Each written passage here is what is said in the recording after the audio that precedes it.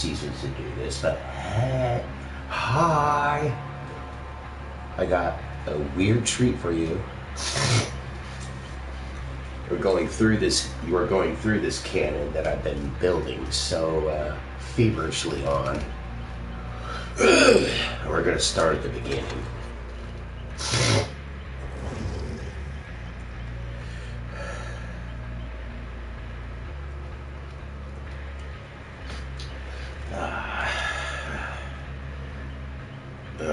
Picture it. Roseville, California, 1978. The day I was born. Not only did Superman come out, but so did the first Halloween. And as it turns out, Woodsboro, ha, is Roseville. Ha! Yeah. All that time and Scream going about, fucking people dying in Woodsboro. Yeah, boy, that was Roseville. I stand in for Roseville. I fucking love that. Okay, now let's skip ahead to later days. Because, I was born in Roseville, but that's it. I had to grow up in the sack of California. Ugh. No wonder why I'm so fucked up. Okay. Alright, but... sense of humor aside. Yeah. Imagine this. Getting myself through college and all that, all the more tedious stuff until I find myself gaining the prestige of a professor at my local college or at my chosen college. Things start going, and pretty soon I'm getting the superintendent's funding, no less, to continue my research until it wouldn't. The day that I went a little too far with my experiments at that point, a day that would come that not only was I relieved of my funding, but there was no way I was getting that tenure now.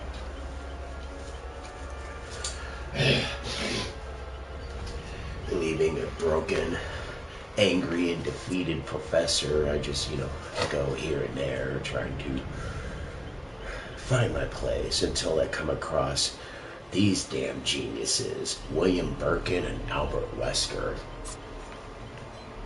And as we negotiated, decided to work on some new projects together, like a science team.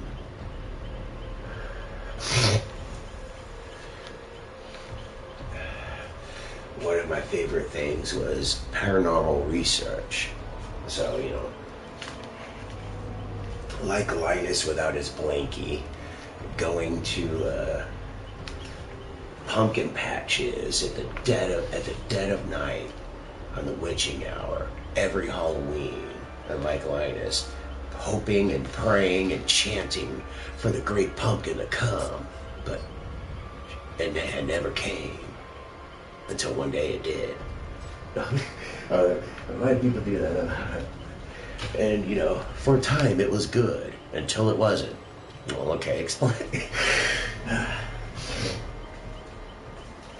And through the great pumpkin, she had offered me a gift for my loyalties, and as a true believer, she handed down to me a jar of a mysterious, glowing, viscous liquid that we would come to know as blight. And I thought, this will be great for my research. We can push beyond our limits. We can find our ceiling and break our ceiling. We can evolve. And so I took this back to the lab and showed Birkin and Wesker what I found, and they couldn't be more pleased, obviously. So I spread it around my main colleagues, and we got juiced up on Blight, and we went to town.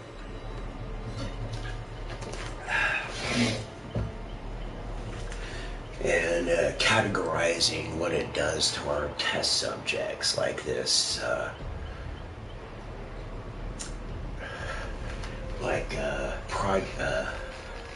the Nemesis Project.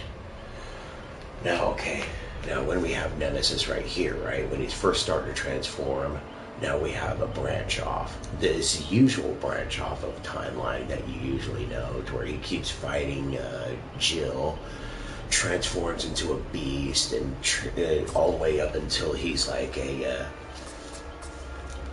slab of goop against the wall, you know?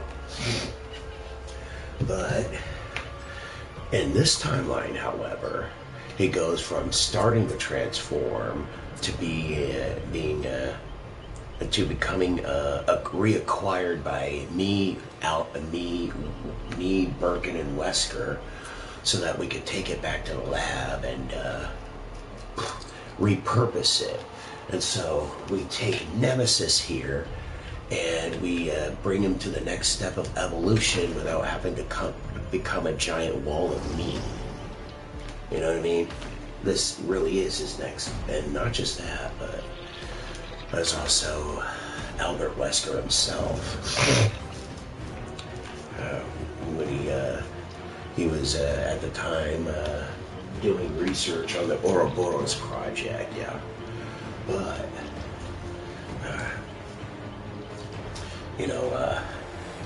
when that blight was discovered and experimented with, it was yet again for Wesker a sort of thing to where, like, if he thought he was all powerful before, the blight serum took his Ouroboros infection and took it up to 11. No, excuse me, 111.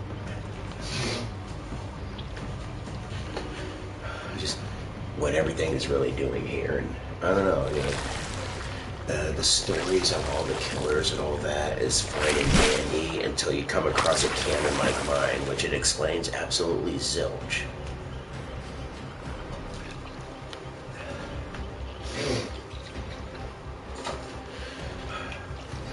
Yeah. And then we have my old apprentice, Dr. Scott. One of Dr. Scott's love interests had become my apprentice, and actually downright full 100% agreed to be worked on, augmented, and become my first attempt at a prototype Terminator. Because you know what? That's love and dedication right there. But yeah, turn me half robot, honey. I believe in you. I don't mind. Do it.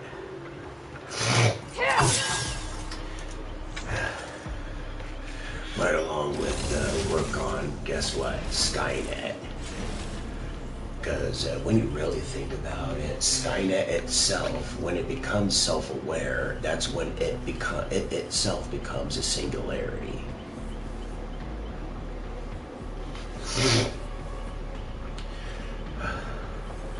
Such things as like the Weyland Corp doing some space colonizing to come across a xenomorph, except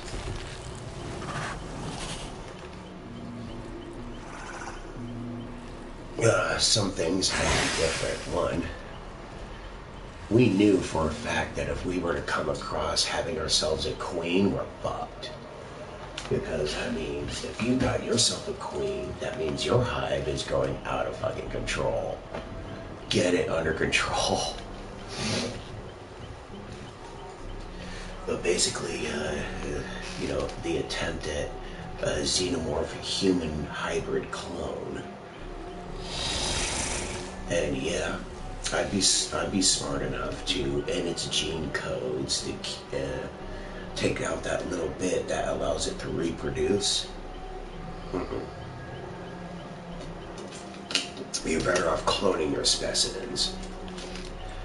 They cannot breed out of control. Ah, and then there's one of my favorite subjects, Alice Little. About at the end of Madness Returns, she returns to the real world, but it's different now. The real world and her Underland were fusing. So that being said, when the doll maker was put out of commission by her, yeah, he deserved to be pushed in front of that train. Fuck that guy. Fuck him in particular. He was pushed in front of that train when this world was finally made better without him. She was the one who would take control of the ruin. And all the things that the ruin had infected, including the Jabberwock. And those amalgamated nightmare fuel dolls that you find all across Madness Returns, which was another result of the ruin, now under her control. Of course, being a subject of mine, we would work with her on how to exploit these things as toys of war, as tools of war.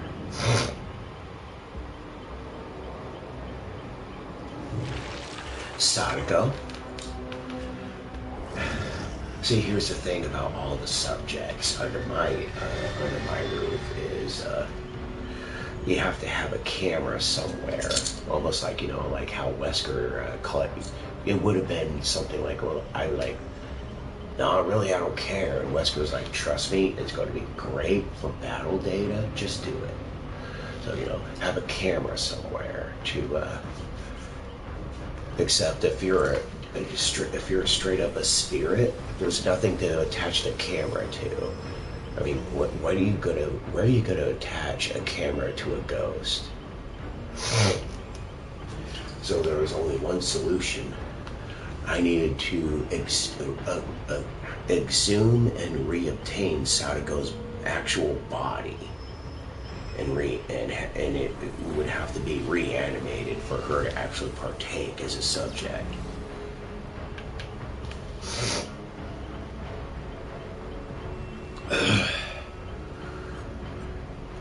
And this one here, it's less like it's a set of twins, and it's more like the S.C.P. tapeworm. It's a funny story. Where at first, as she was pregnant, she was an expecting mother until, she gave a dead birth. You could only imagine what that did to her head. But later on, it would coincidentally, at a time where she would have thought, oh my God, I can't believe I'm actually pregnant again. Kind of. Well, actually, not really. Okay, the thing, let's see. Basically, I haven't worked this part out, so basically, later on, when she gets sick and contracts a type of tapeworm,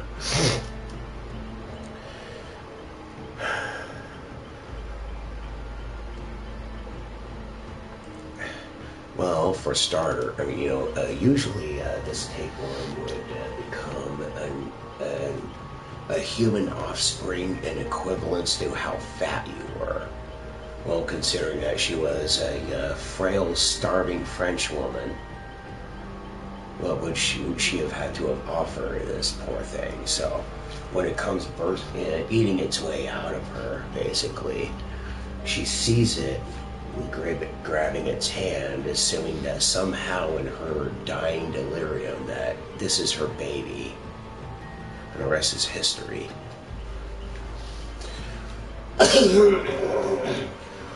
Was such an anomalous set of events made it to where the tapeworm didn't even shed all of its anomalous properties, or all of its anomalous properties, including its less human-like facial features and the teeth that it uses to eat its way out of you before it loses those teeth and are replaced with human teeth.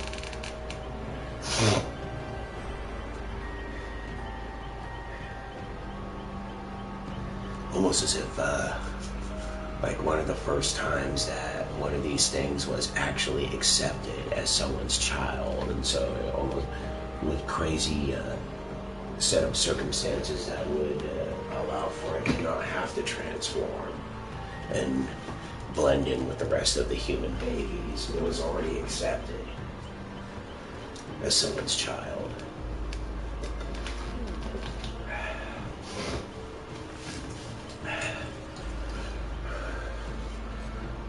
And the same way I would raise Sadako, there's of course the Deadeye Nine, leader of the Deadeye Army that is dead set on getting that damn book back from Ash. And by God, this time it's gonna work.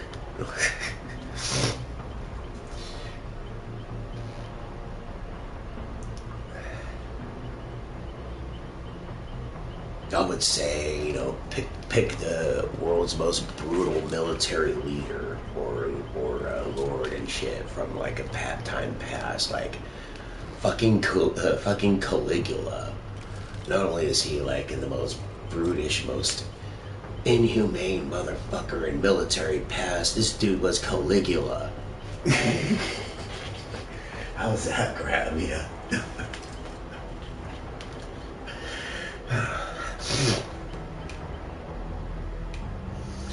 And of course, knowing me, like Dr. Bernard, if you all know me, this would totally be the case. Remember in Hellraiser 2 where he's like, I have to see, I have to know. Yeah, it's totally up my bag, so naturally I would come across in my paranormal research one day coming face to face with the Cenobites, those considered gods to some, demons to others.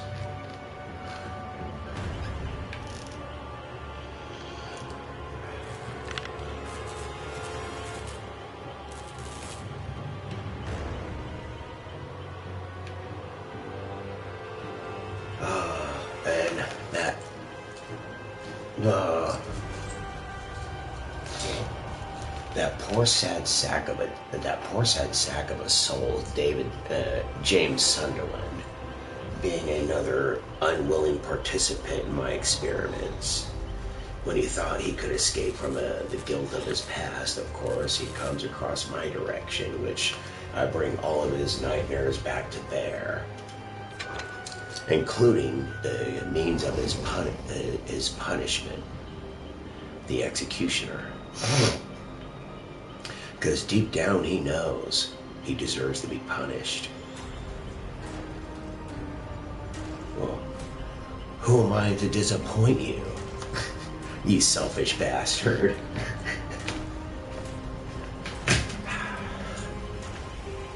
That's what we call justice therapy. One day he might finally go and rise past his demons and become a decent person. And you're welcome.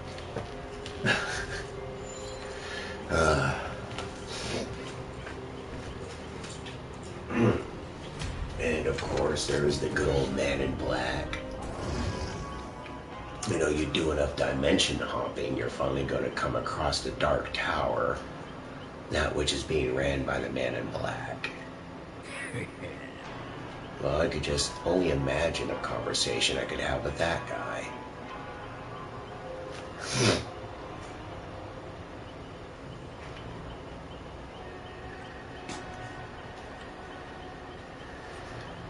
And when it comes to the Demogorgon and all that stuff, knowing what I would do hence after discovering the existence and ways in and out of the Upside Down, it becoming another part of my research and researching and categorizing everything that I see in there from my logbooks, including this gem here. Although his circumstances are a little odd, as he was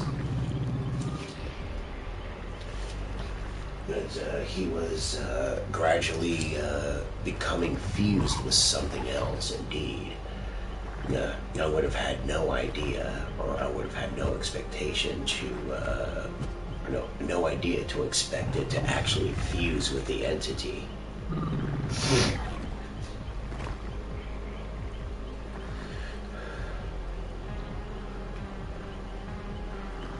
The entity's essence growing from its carcass like rotten vines and sinewy roots.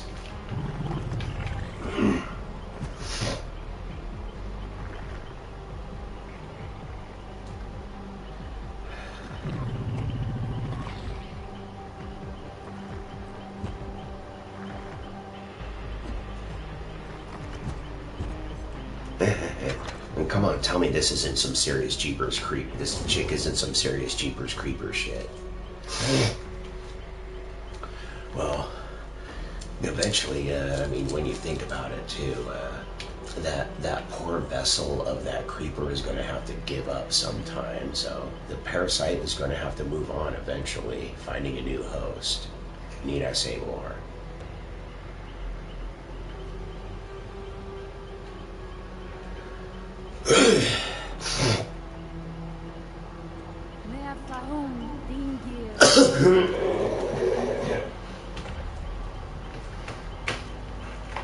And as for the Titans, is what I would blame on a an accidental transdimensional phenomenon, and trying to after coming into contact with a place like paradise, and making an attempt to give them safe passage from one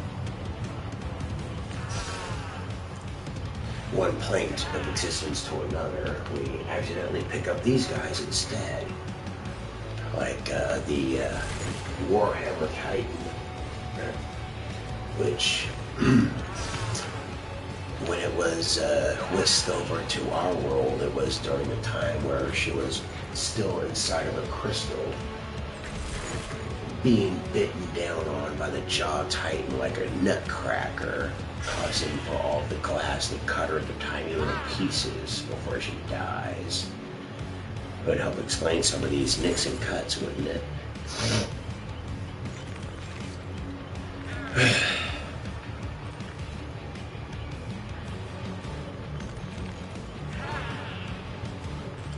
As well as an alternate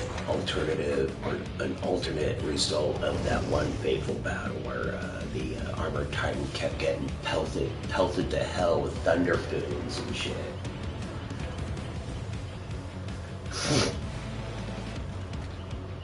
And at that moment was whisked off to another world such as ours.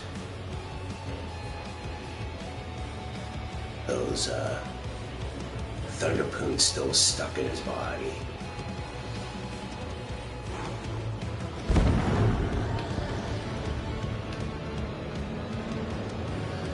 And fun time. Let me introduce you to one of my first conceptual ideas of what to make from a character. And I'd like to introduce you to Mandy Mayhem. I was literally going to retire her a couple of days ago before my sister talked me out of it, considering she was one of my first Dead by Daylight canonical concepts, you know. And not gonna lie, I believe that maybe to an extent that she would be the next generation of Jason Voorhees, because we're never gonna get another Jason movie or game or a show or anything like that from Friday the 13th or Jason. It's over because the rights holders can't get their legal shit together. So we're never going to see Jason again. That time is done. The rights holders did what no damn counselor could ever do: kill off Jason Voorhees. Well, Jesus, guys, hope you're proud of yourselves.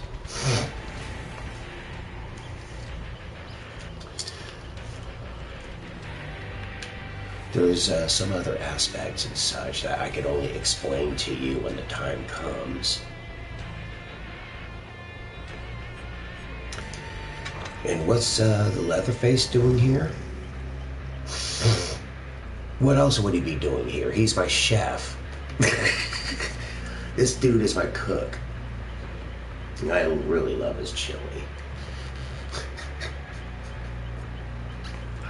Yep, this motherfucker is my cook.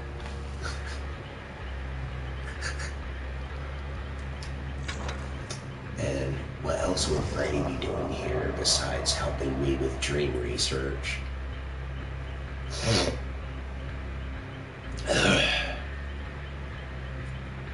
And then here's me, mad scientist and leader of the Jigsaw cult, or Order of the Spiral, whichever you want to call our movement here. And naturally, Mike Myers, being, you know, even for someone like him, he would have had to have at least a little help waking from that coma and tearing through that damn mental hospitals, or no, asylums, hospital wing in order to get out. He couldn't have done it all on his onesie.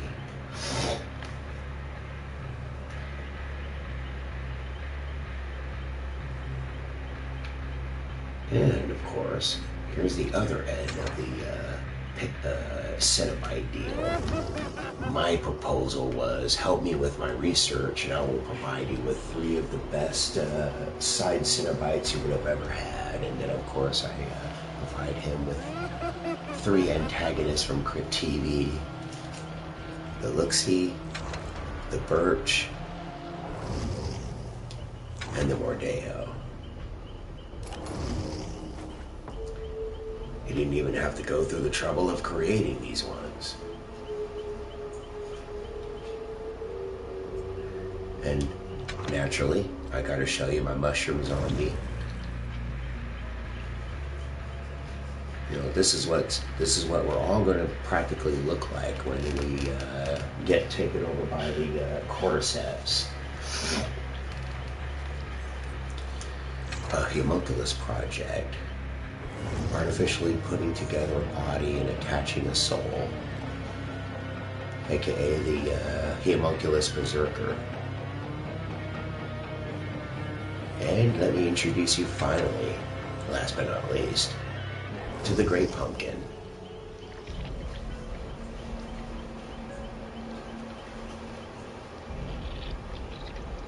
There was a time where this character almost died, where you know, I come back to Dead by Daylight and realize that her freaking head is missing. I'm like the fuck, guys? But alright, it was just a mistake. Because seriously, that was actually going to be the maker or breaker if I was going to continue with my business with Behavior Studios. I mean, after ramrodding my canon like that, that really would have pissed me off.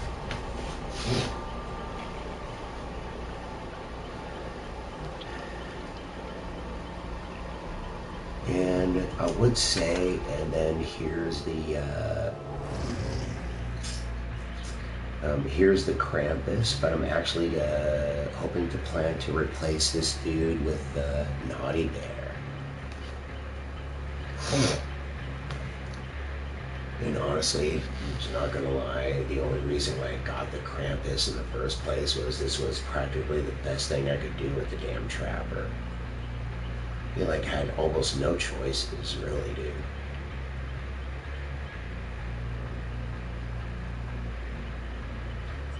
And with Freddy Krueger, the only reason why I got his prestige level 6 outfit together was because he literally had zero